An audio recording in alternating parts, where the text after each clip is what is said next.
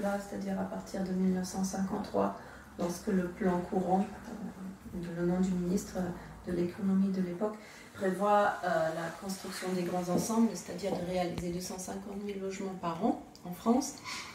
On ne peut plus vraiment construire à des tailles de 2 ou 3 étages. Donc il y a beaucoup d'exemples en France qui prévoient des hauteurs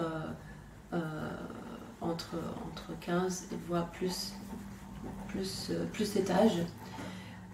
C'est aussi lié à la capacité de construction, parce qu'il faut avoir des calculs statistiques bien sûr spécifiques. Et à ce moment-là, on assiste en France à beaucoup de réalisations de cet ordre-là. Ces bâtiments, par des historiens de l'architecture, sont appelés aussi le hard French, dans la mesure où en fait c'est un calcul entre avec combien de kilos de béton je peux faire autant de mètres carrés, et donc par conséquent combien de gens je peux loger.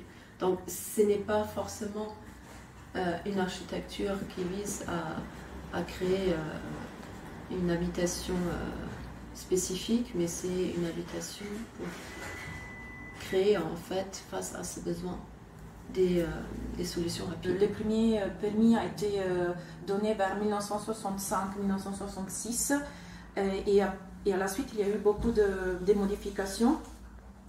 Et cependant, en fait, ce qui était intéressant, c'est qu'en fait, cette tour avait déjà une projection par rapport à la luminosité en fait, des pièces. Et ensuite, il y avait différents types d'appartements.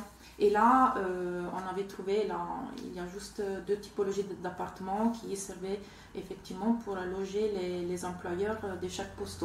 Ça devait être des logements qui permettaient les gens de se loger très vite, mais pas trop cher.